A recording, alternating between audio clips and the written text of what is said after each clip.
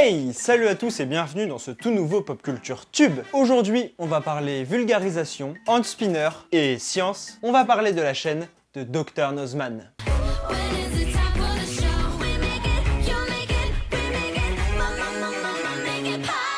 Germain, alias Dr Nozman, est un youtubeur scientifique qui a lancé sa chaîne YouTube en 2011. Il raconte même qu'il avait une autre chaîne YouTube avant celle de Dr Nozman, mais malgré mon travail d'investigateur fou, je n'ai pas encore pu la retrouver. Bref, revenons-en à sa chaîne Dr Nozman. Il la lance en mai 2011 et réalise des expériences en tout genre. Ça peut aller de la création d'un gel, d'un bonbon ou même de lunettes 3D. Je rajoute légèrement du borax sur la pâte et je continue à la pétrir.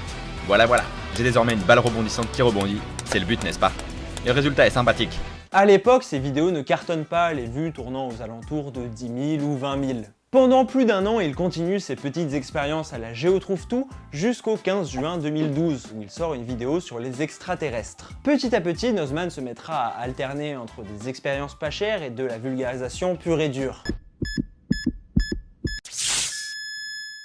Bonjour à tous. Et il y a quelques jours, plusieurs personnes m'ont demandé de parler du surnaturel. Donc j'annonce direct, cette vidéo parle de fantômes et tout. Sa chaîne connaîtra ensuite une première grosse explosion grâce au Dromal Life. Un Dromal Life sur la planète Terre. Sa chaîne connaîtra un deuxième tournant en décembre 2015 lorsqu'il lance le concept de vrai ou faux. Juste pour rappel, le concept, il demande aux internautes de balancer des rumeurs sur un sujet et il répond si c'est vrai ou faux en apportant des connaissances. De 2015 à maintenant, il se lancera aussi notamment dans les sci-vlogs dont on reparlera dans l'analyse et le 16 mars 2017, il sort une petite vidéo bonus. Nozman présente alors le hand spinner.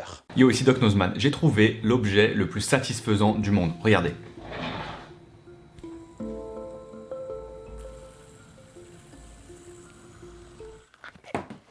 La suite, on la connaît, énorme succès qui envahira ensuite le YouTube Game. Depuis, il continue à présenter ses objets insolites en faisant ses vrais ou faux en parallèle. Entre-temps, il a même développé sa propre émission de télé. La chaîne YouTube est donc présentée, on va pouvoir passer à l'analyse. Pourquoi la chaîne de Dr Nozman marche autant? C'est vrai que ça peut paraître étonnant qu'au royaume des vidéos de chats ou de pranks en tout genre, une chaîne de vulgarisation scientifique arrive à atteindre 2 millions d'abonnés.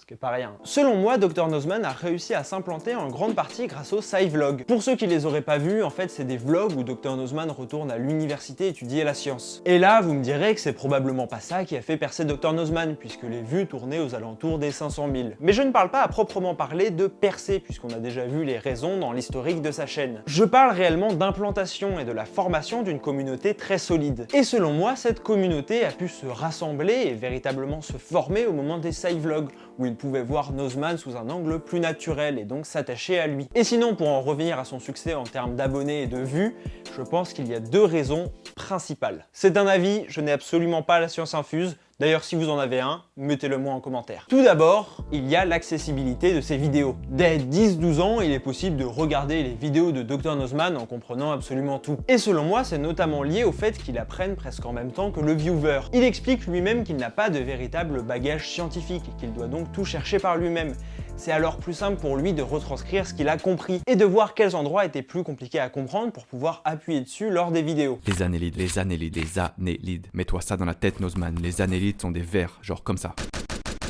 Et enfin, ces miniatures. J'aimerais finir sur une petite analyse des miniatures. J'ai encore jamais fait ça, dites-moi si ça vous plaît ou pas. Actuellement, Nozman alterne entre deux types de miniatures. Il y a celle des vrais ou faux, où on le voit dans une situation extrême qui est causée par la question d'un internaute. Ainsi, le viewer est interpellé et se pose la question de la conséquence de cette situation et si elle est réalisable ou pas. Question qu'il ne se serait probablement pas posée si la miniature ne l'avait pas mis dans le contexte. Le deuxième type de miniature concerne les objets étonnants. Il montre en gros et au premier plan l'objet pour attirer l'attention sur la particularité de celui-ci. Mais on aperçoit tout de même Nozman avec une réaction assez aguicheuse. Les miniatures de la chaîne sont alors assez aguicheuses sans non plus tomber dans le putaclic. Et elles sont aussi très épurées, tout en donnant un maximum d'informations, ce qui en fait selon moi des miniatures très réussies. Et maintenant, on va passer à la seconde partie que j'aimerais installer dans les Pop Culture Tube.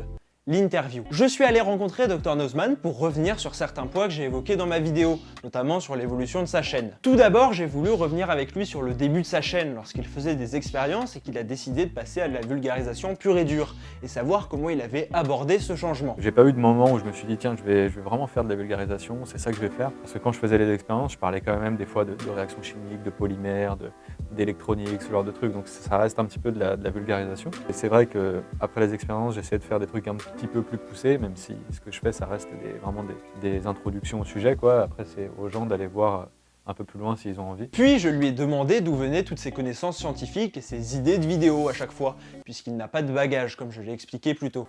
Toi, tu as cette idée de vidéo, demain tu en auras une autre, et ça va venir machinalement comme ça, c'est mécanique quoi, dans ta tête. Et je pense que c'est pareil pour moi, en fait. Aujourd'hui, j'ai envie de me concentrer sur des vidéos de microscopie, parce que c'est ce qui me fait kiffer en ce moment, mais à force de faire de la microscopie, je sais pas, je vais tourner les oculaires, ça va me faire penser à un truc mécanique et du coup je vais avoir une idée de vidéo mécanique, tu vois, c'est vraiment au fil de ce que je fais quoi, que j'ai des idées.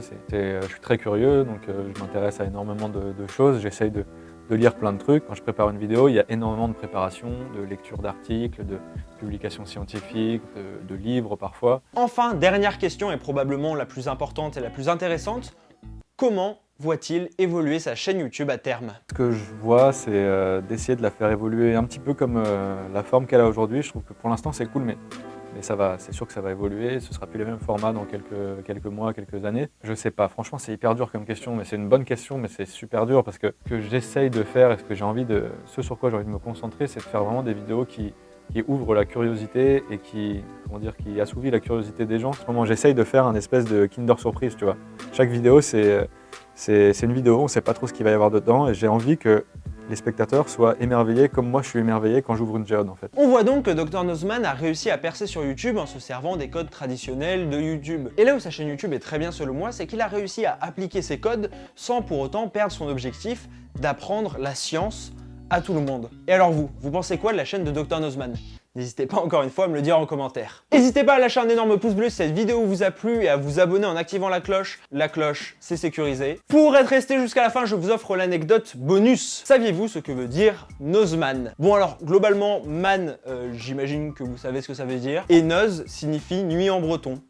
Donc Dr Nozman est le docteur de l'homme de la nuit. J'aurais peut-être dû lui demander la signification. J'espère que cette vidéo vous a plu, on se retrouve la semaine prochaine pour une nouvelle série Netflix. Comme d'habitude pour les séries Netflix, je compte sur vous pour partager un max la vidéo, je sais qu'à chaque fois vous le faites. Bon, je dois y aller car la pop culture n'attend pas. Ciao!